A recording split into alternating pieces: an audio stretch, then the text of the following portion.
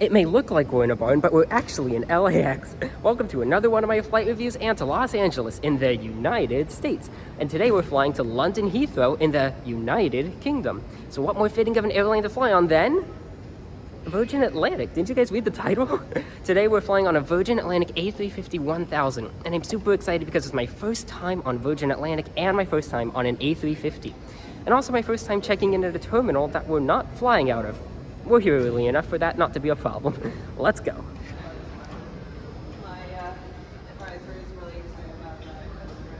As I mentioned, you have to check in for Virgin Atlantic all the way over at Terminal 2, which is 2 terminals away from the international terminal they depart out of.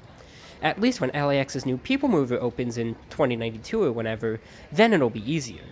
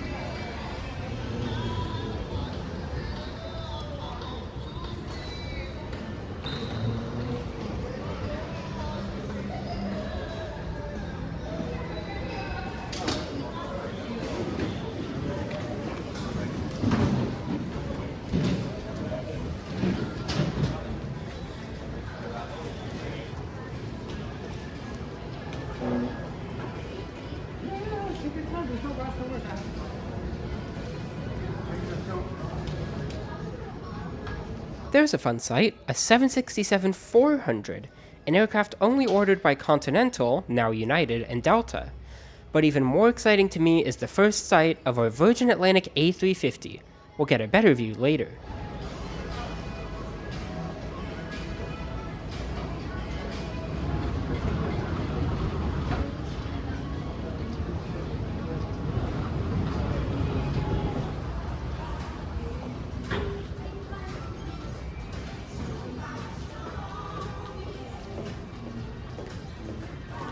After all that walking, we finally get to where the international check-in would otherwise be. It really is quite a walk.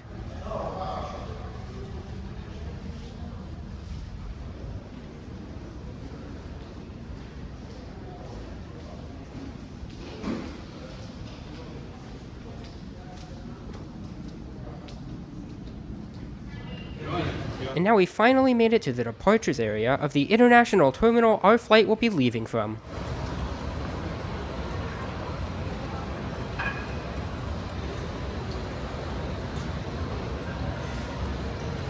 Oh, hello.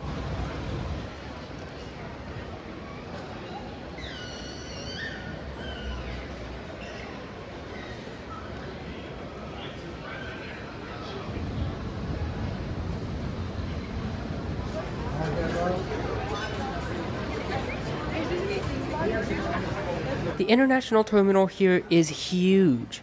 It's quite fun to fly out of, and it will never stop feeling like a Las Vegas mall to me.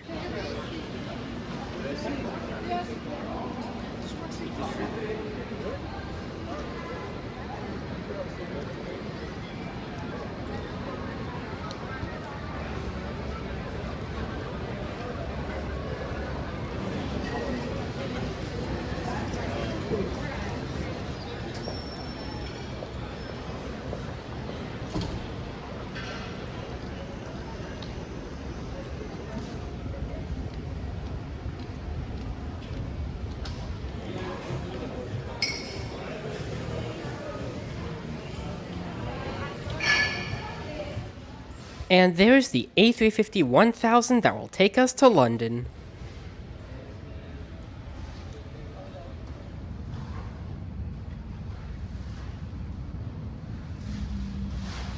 Ring ring, 3 exclamation points, the London Bridge is calling. Hello gorgeous, analog smiley face. This way to London via fabulous.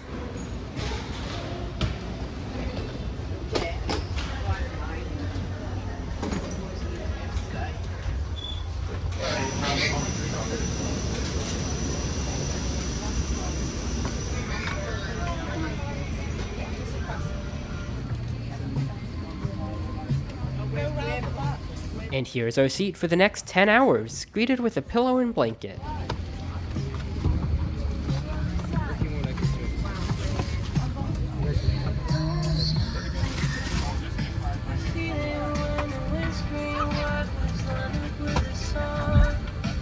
There's a safety card in your seat pocket.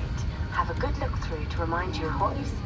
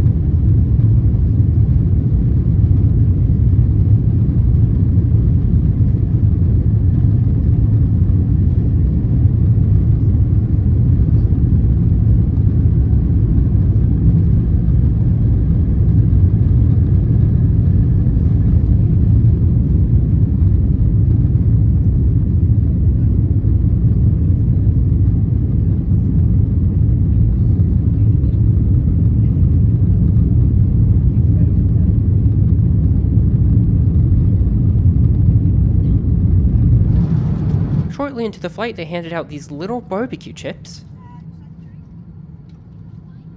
and a drink of choice.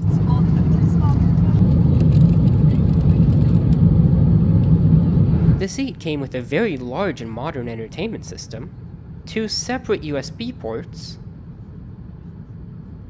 a foldable tray table,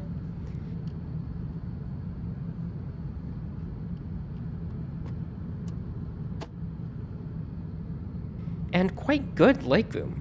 It didn't come with a universal power outlet, however, but it did have an adjustable headrest. I also found a pair of branded complimentary headphones in the seat back pocket, which is very nice. Dinner was soon served, and it came with a bread roll, a salad, some cheese, some cream crackers, which I've never heard of before, but apparently it's a super munchy cracker, an absolutely delicious chocolate mousse, a drink of choice, and of course the main dish, pasta. It wasn't anything I'd eat on the ground, but it was fine enough. Afterward, they gave out a choice of coffee or tea, and given that I'm heading to England, I had to choose tea.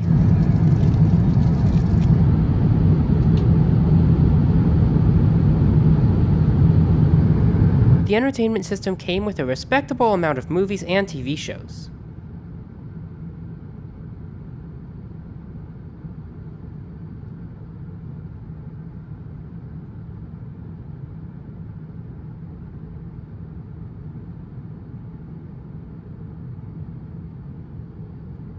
It also came with music,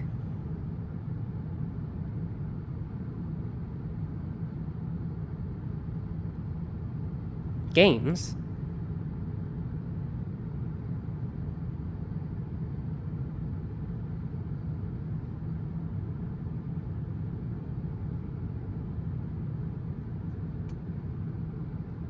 a live view of the aircraft from the outside,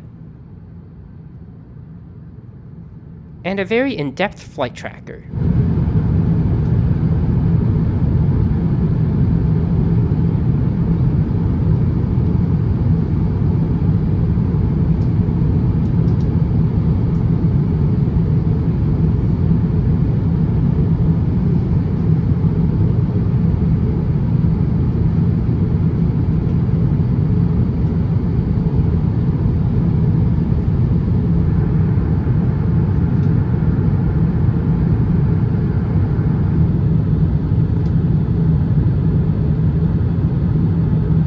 Not long before landing, breakfast was served.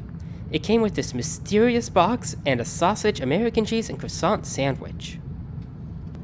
The mysterious box turned out to be yogurt and fresh fruit. The sandwich was actually quite tasty, something I would eat on the ground. Instead of tea, I got coffee this time.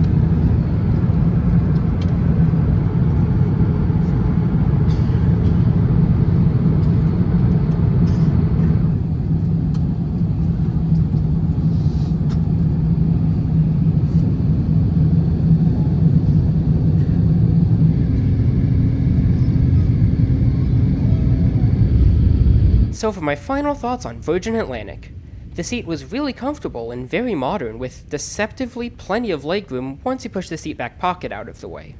The entertainment system was also very modern, large, and responsive, with a respectable, but not massive amount of things to watch. The food was okay enough. The main course was probably the biggest drawback of the trip, but it was still completely okay. And the dessert was amazing. Lastly, the service was very nice all the way from the gate to Heathrow. Virgin Atlantic really gives British Airways a run for its money, and I'd love to fly Virgin Atlantic again.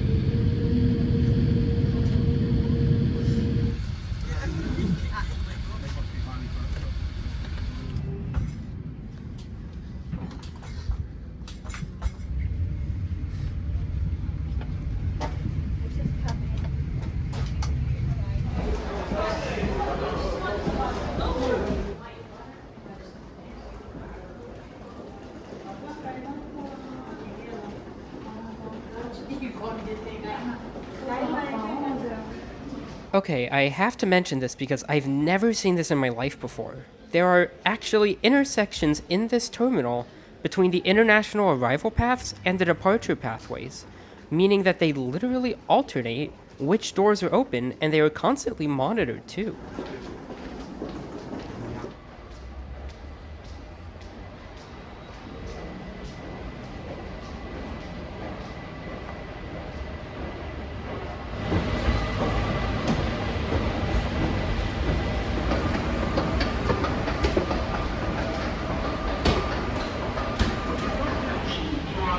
Not to end this video on a negative note, but Terminal 3 here is kind of bad.